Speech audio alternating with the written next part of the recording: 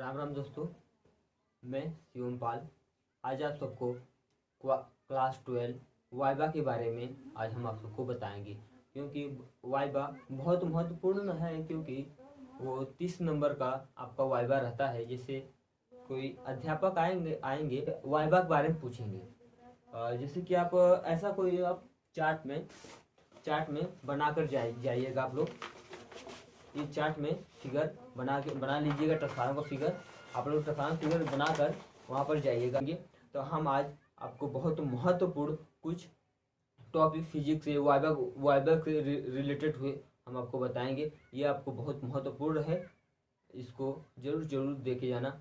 और हाँ, पूरा वीडियो में बने रहिए। आप जैसा कि आप क्लास 12 वाइवा फिजिक्स क्लास 12 का वाइवा फिजिक्स हम आज बताने जा रहे हैं। जैसे कि आपका क्वेश्चन है, ट्रांसफार्मर क्या है। तो आपको बताना है, यह एक ऐसा साधन है जो प्रत्यावर्ती वोल्टता को परिवर्तित करता है। ठीक है, हम लिख दे रहे हैं, यह एक ऐसा साधन है जो प्रत्यावर्ती वोल्टता को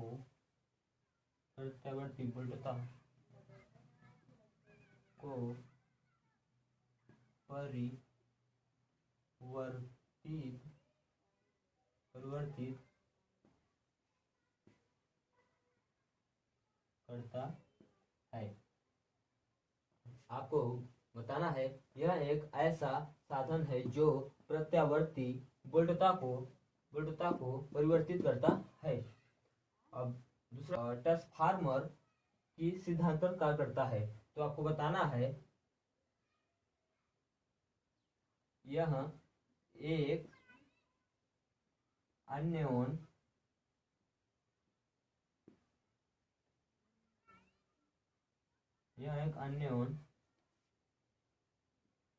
प्रेरण के सिद्धांत पर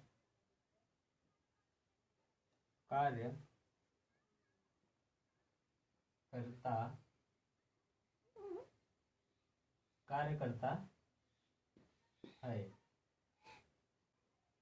यह एक अन्योन्य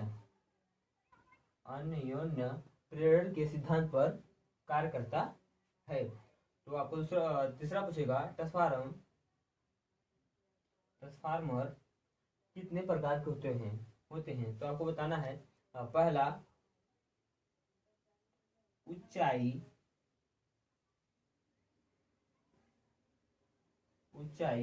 ट्रांसफार्मर।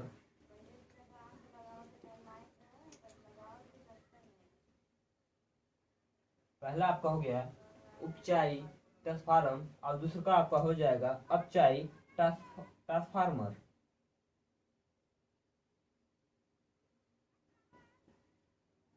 अपचाई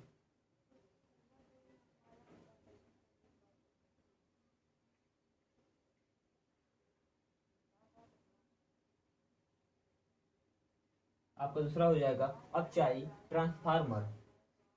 एक बार आप स्क्रीनशॉट मान लीजिए, तब हम आगे बढ़ते हैं। ट्रांसफार्मर की कोर किस धातु से बनी है। तो हम कहेंगे, ट्रांसफार्मर की कोर नर्म लोहे की धातु से बनी हुई है। लिख दे रहे हैं हम,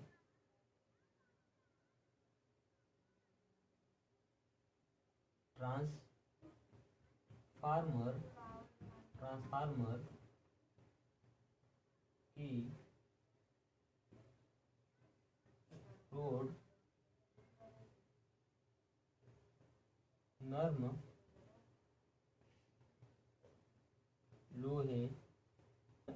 लोहे कि धातु से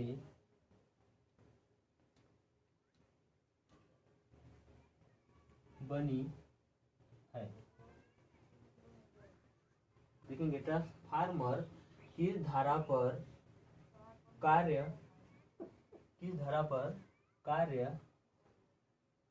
कार्य करता है।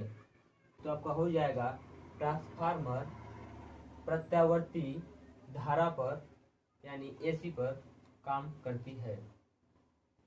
हम लिख देते हैं और ट्रांसफार्मर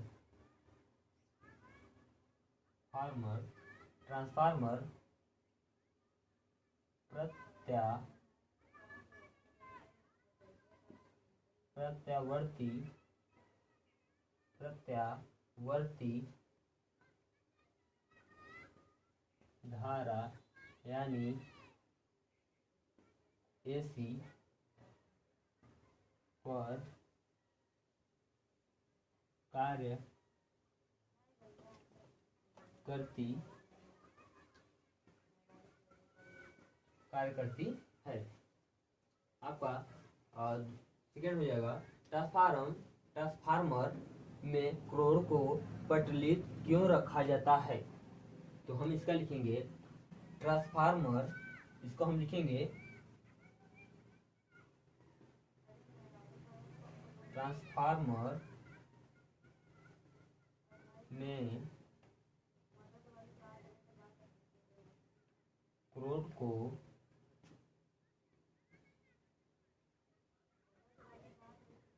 भंवर धारा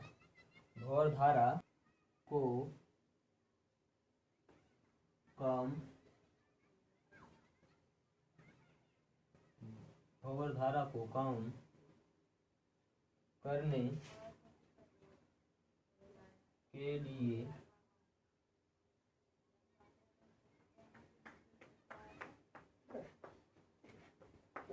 रखा जाता है।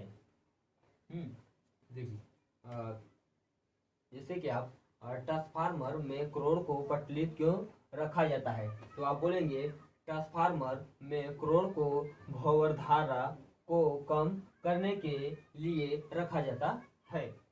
आप इसका एक स्क्रीनशॉट ले लीजिए, तब हम फिर आगे बढ़ते हैं। जैसे कि आप देख सकते हैं ट्रांसफार्मर में भंवर धारा से क्या हानि है। तो इसमें अत्यधिक ऊष्मा की हानि है। क्या किसकी हानि है? ऊष्मा की हानि। तो हम लिख सकते हैं इसमें अत्यधिक ऊष्मा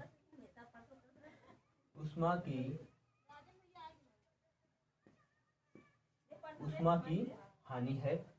हाँ, तो सेकेंड हो जाएगा आपका ट्रांसफार्मर में कौन सा तेल डाला जाता है। तो आपका हो जाएगा ट्रांसफार्मर में आपका खनिज का तेल डाला जाता है। किसका तेल डाला जाता है? खनिज का तेल डाला जाता है। तो आप लिख देंगे खनिज का तेल डाला जाता है। तो आपका सेकेंड है ट्रांसफार्मर में तेल क्यों डाला जाता है। तो आप लिख देंगे ट्रांसफार्मर में तेल शीतलक प्रदान करने के लिए डाला जाता है। क्या करने के लिए डाला जाता है?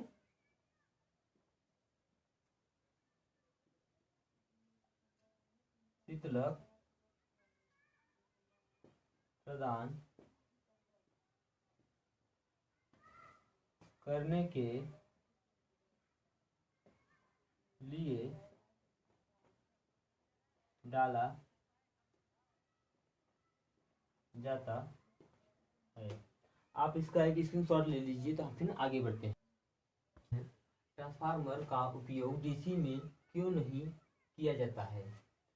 आपका डीसी में क्यों नहीं किया जाता है। तो आप लिखेंगे क्योंकि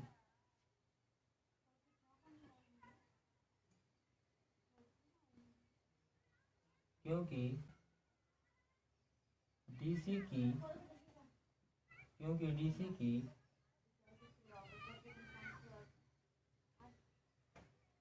आवृत्ति शून्य होती है। क्या होती है? डीसी की आवृत्ति शून्य होती है, इसीलिए हम डीसी में नहीं कर पाते हैं। इसकी आवृत्ति क्या होती है? शून्य होती है। तो हम आगे बढ़ते हैं। ट्रांसफार्मर की आवृत्ति कितनी होती है? ट्रांसफार्मर की आवृत्ति 50 हर्ट्ज होती है। ट्रांसफार्मर की आवृत्ति कितनी होती है? तो आप बोलेंगे ट्रांसफार्मर की आवृत्ति 50 हर्ट्ज होती है। तो आप ट्रांसफार्मर का सूत्र क्या होता है? तो आपका हो जाएगा VP upon VS equal to NP upon NS। आप एक इसका स्क्रीनशॉट मान लीजिए, तो हम फिर आगे बढ़ते हैं।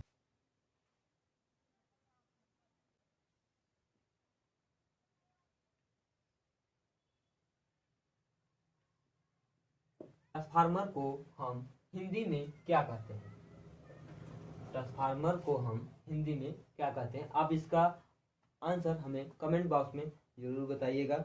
ऐसे मज़ेदार वीडियो के लिए हमारे चैनल को सब्सक्राइब कर लीजिए। अगर आपको वीडियो अच्छा लगा, एक प्यारा सा लाइक और एक प्यारा सा कमेंट जरूर छोड़ दीजिएगा। राम राम दोस्तों।